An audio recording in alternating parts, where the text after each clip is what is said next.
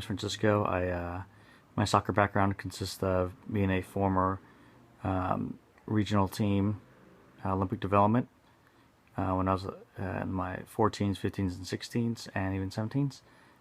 Played Division I college and also coached Division I, and also played PDL when I was 15, 16, and all the way up until I was 18, 19. So it's my soccer background. Played against a couple of professional teams as well, and was fortunate enough to play with some really great players who are a part of the under 17 national team. So this is actually the video I'm going to show you is the 3-5-2 versus a 4-4-4. I'm sorry, a 4-4-2 diamond. The 3-5-2 is the team in the blue, and this is an actual game. I'm going to show you the tactics to this game where I actually played in. This was us, San Jose State, beating the blue against Stanford. This was in pretty much 2002, 2001, and we'll kind of show you how this works out.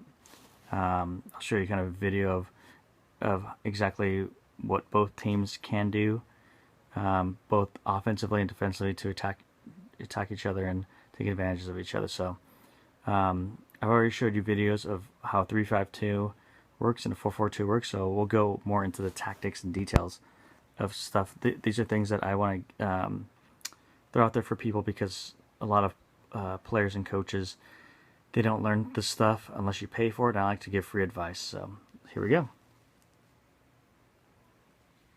So when the ball gets played from the 4 and 5 to number 6, as you can see here, I'll do a little bit of commentary and videos here for you guys. In any lineup, in a 3-5-2, a lot of it in the back here is generally man marking. In the back, the midfield, the defensive mid marks right here, outside marks right there, and generally you'll see a number 9 pinch in right here.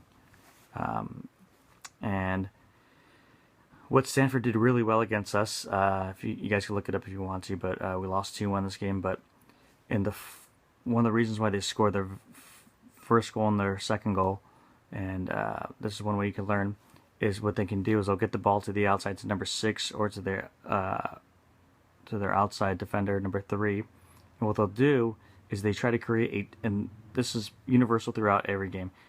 Whenever you play a 4-4-2, you always create pairs on the wings, so you try to create 2v1 situations. When number 10 goes, 11 will try to block off the backside. What 8 will try to do is sometimes pinch in here. But what Stanford can do really well is they could either play it to number 2 and they swing it out here, or what they did was a good long ball right here. And I'll show you exactly how this plays out. So the ball gets played in the midfield. Number 8 tries to apply pressure,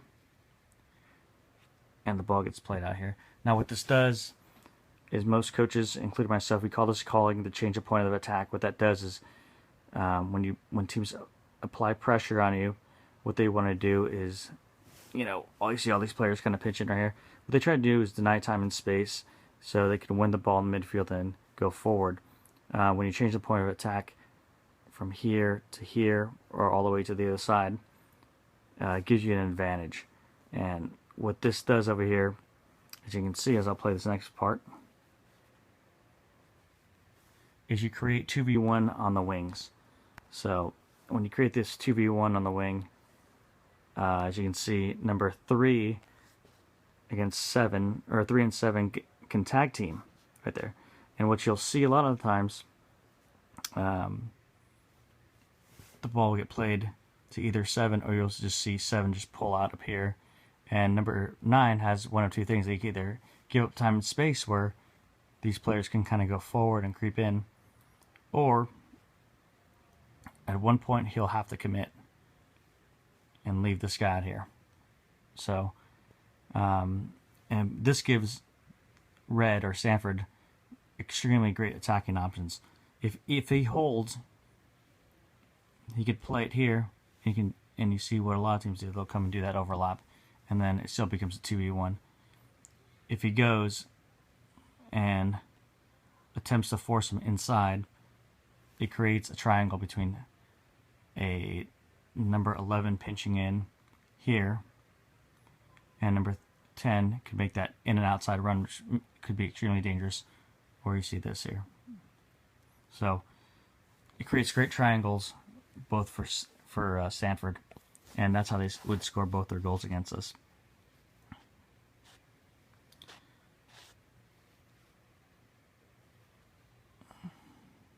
So once again, inside, create the 2v1. And so here's another way that we can defend creating the 2v1s on the wings.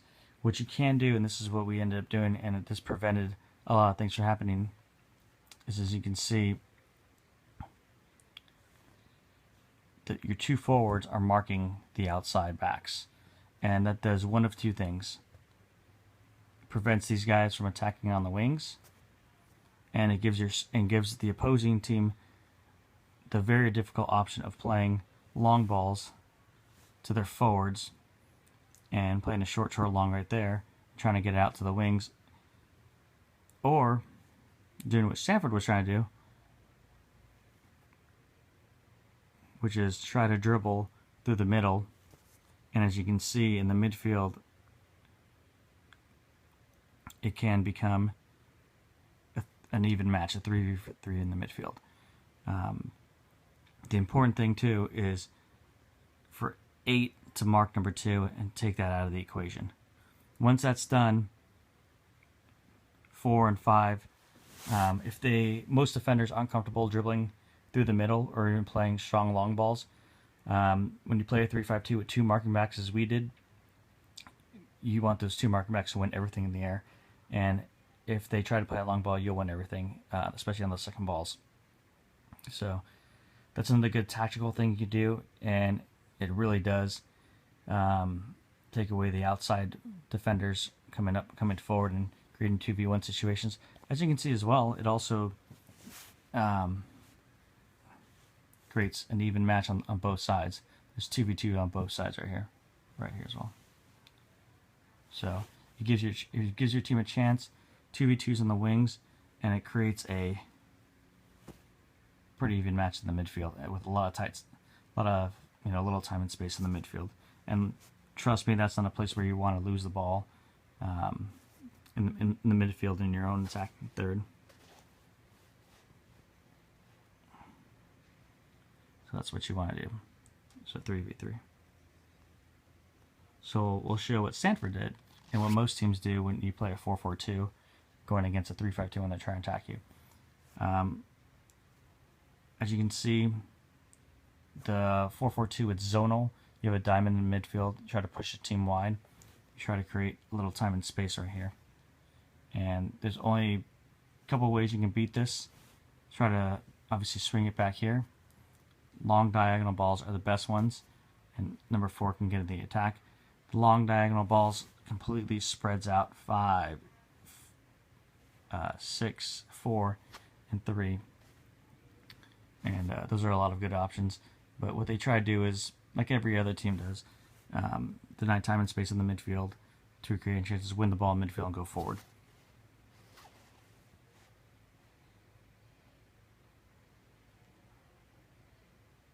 Swing out wide. So that's what they try to do, and try to create that 2v1. As you can see, that's what it'll kind of look like when you are attacking them. So the play I'll show you right now is, if this does happen, how you can beat the flat back 4. Generally what you'll see a number 10 right here, come and check. 6 will play the ball here, and 10 could either do one of two things. Lay it back off to 6, lay it to number 8, and then you also see this 11 make an inside out run right here. So I'll just play this out and show you how you can break down a flat back 4. And there you go. So back this up here for you everybody. So once again, if you just even look at a 3-5-2, the big weaknesses, as you can tell, just looking at this lineup, are right here on both sides. That's where a lot of time and space can be created, and also there's tons amount of spaces out here on the wings. Inside out runs, the long balls, 3-5-2 is susceptible because you don't have a fourth defender back there. But you the whole point of winning or playing a 3-5-2 is to have midfield dominance. It doesn't always necessarily happen, especially if a team's playing a diamond in the midfield like this. It could become a 4v3, especially when they shit together. The 4-4-2, the reason why a lot of teams play it is it's extremely well balanced. You have pairs here on both sides.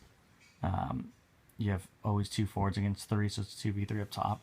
You could win the midfield if you play a diamond right, and it's easy to change the point of attack from 6 to 2 to swing it back around here in this umbrella. And there's a lot of options here, a lot of room for triangles. Short, long right here. These ones right here. So, all in all, it just depends how you play it. I've seen the 3-5-2 work really well. But if you have a team, like when we played against Stanford where they beat us 2-1 in overtime, they're able to attack your wings. Your defender's going to have a long night, and your midfielders going to be doing a lot of running. So make sure that these guys come out here, block that off, make sure this is blocked off, and if these guys go out wide, as you can see, or if even if this guy tries to get out here and you push forward, it's going to be tough to get out of that dilemma right there for Stanford. So once again, this is an analysis of a 3-5-2 versus a 4-4-2. If you have any questions or comments, please let me know, and I'll do best to answer your questions for you. Thanks.